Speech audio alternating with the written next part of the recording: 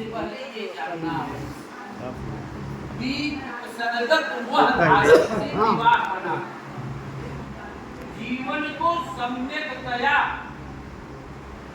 निर्वहन हो और निर्वहन के बाद में मुक्ति का मार्ग प्रशस्त हो विवाह करे। क्योंकि हर व्यक्ति 3 ऋणों से बंधा रहता है। 3 ऋण क्या है? देव ऋण, ऋषि ऋण और पितृ ऋण। मनुष्य का जब जन्म होता है, नर हो अथवा नारी, उसके 4 उद्देश्य बने रहते हैं। 4 उद्देश्य क्या है? धर्मार्थ काम मोक्षाणाम यस्यैकोपि न विद्यते अजागरस्तमश्चैव तस्य जन्म निरर्थकम्। जिस मनुष्य के जीवन में धर्म, अर्थ, काम और मोक्ष प्राप्त करने की अभिलाषा न हो, उस मनुष्य का जीवन बकरी के तीसरे स्तन के समान व्यर्थ माना जाता। बकरी तो आप सारे लोग देखे हो, लेकिन बकरी का तीसरा स्तन देखा है? बकरी का तीसरा स्तन नहीं उसके गले के समीप में रहता है, लेकिन उस तीसरे स्तन से निकलने वाला यदि मनुष्य के जीवन में धर्म, अर्थ, काम, मोक्ष इन 4 पुरुषार्थों को प्राप्त करने के लिए मार्ग प्रशस्त करती है धर्म पत्नी। कहा गया है, अभी पंडित जी बोलेंगे, बिना पत्नी कथम धर्म। पत्नी के बिना कोई धर्म कार्य नहीं होता। लेकिन अब मूल बात पे आते हैं।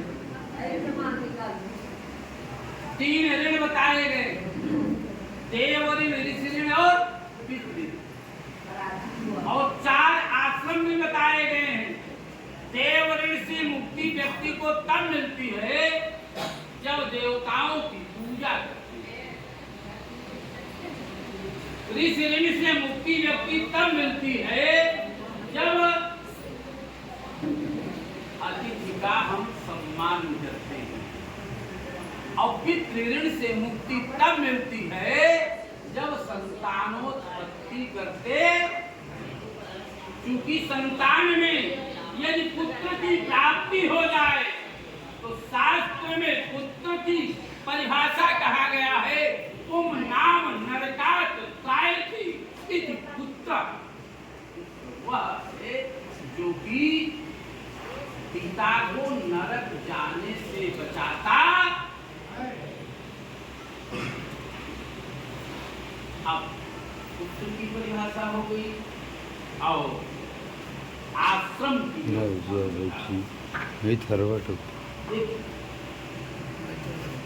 आश्रम में जब भी व्यक्ति प्रवेश करता है तब पत्नी की आवश्यकता होगी।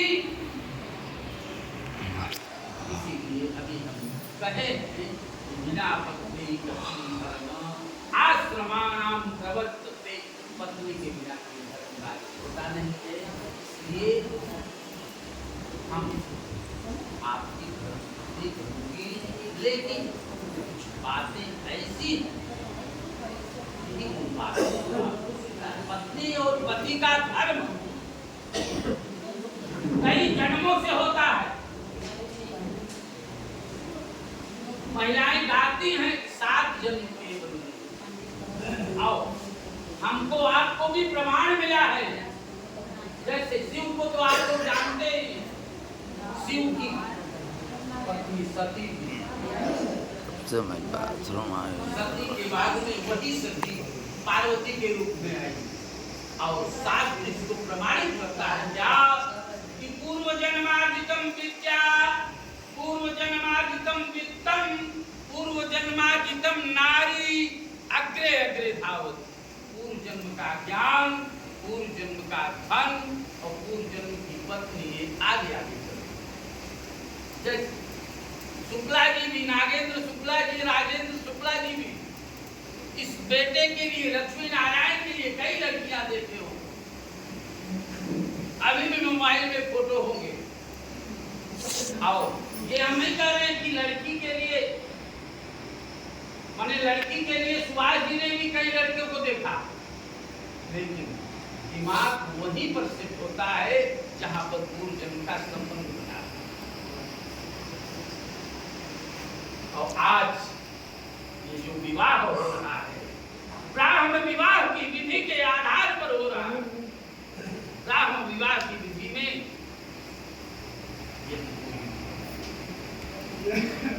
निश्चित पुरुषार्थ चतुष्टय प्राप्त होते हैं।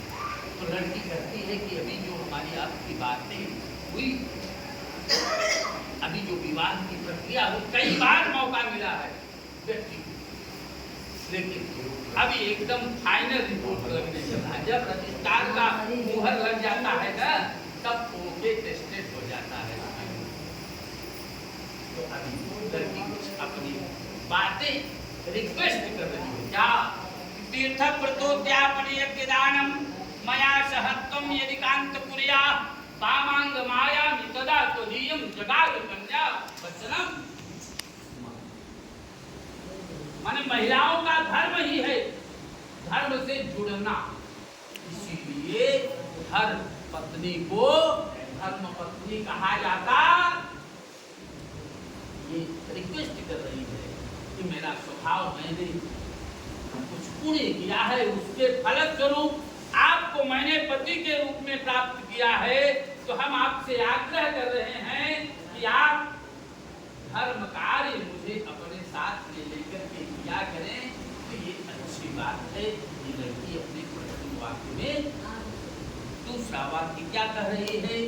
हव्य प्रदाने ममनान पितृश्च काव्य प्रदाने यदि पूजयेथा वामांग मायामि तदा त्वदीयं जगाद कन्या वचनम द्वितीयम्।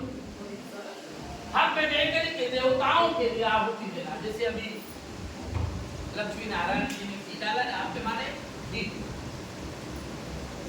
और उनका माने पिंडदान। पितरों को भी, देवताओं को घी से आहुति देना है और पितरों को पिंडदान देना है। ये जिम्मेदारी आपको निर्वहन करना होगा। तीसरा वाक्य है कि कुटुंब रक्षा भरणम यदि त्वं कुर्याः पशूनां परिपालनं च वामांग मायामि तदा त्वदीयं जगाद कन्या वचनम।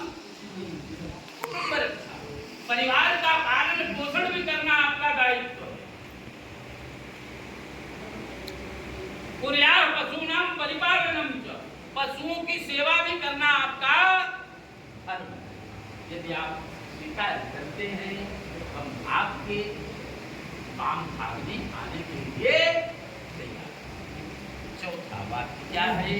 आयम व्ययम धान्य धनादिकानां दृष्ट्वा निवेशं प्रगृहं निदध्या वामांग मायामि तदा त्वदीयं जगाद कन्या वचनम। हम आपसे हिसाब नहीं ले रहे हैं, लेकिन पैसे किस स्तर से आ रहा है उसको आप मुझे बता देंगे तो ज्यादा, क्योंकि शास्त्रीय कहता है क्या कि अन्यायोपार्जितं वित्तं 10 वर्षाणि तिष्ठति प्राप्ते चैकादशे वर्षे समूलं तद्। अन्याय के द्वारा धन ज्यादा नहीं, कहीं आप अन्याय के द्वारा तो धन अर्जित नहीं कर रहे हैं, क्योंकि हम धर्मपत्नी, हमारी निगाह बनी है। इसलिए आप इस प्रकार से आय कर रहे हैं, उसको भी मुझे बता देंगे तो हम आपसे आदेश नहीं कर रहे हैं, लेकिन रिक्वेस्ट कर रहे हैं। पांचवा वाक्य है देवालयानां तदाग भूपो वापि विदध्याः यदि पूजयेथा वामांग मायामि तदा त्वदीयं जगाद कन्या वचनम।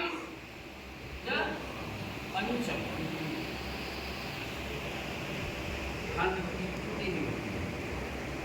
आओ, जैसे हम आप जो भी धन कमाते हैं और उनको टैक्स देते हैं, इसलिए अपने जीवन में देवालय बनवाना चाहिए।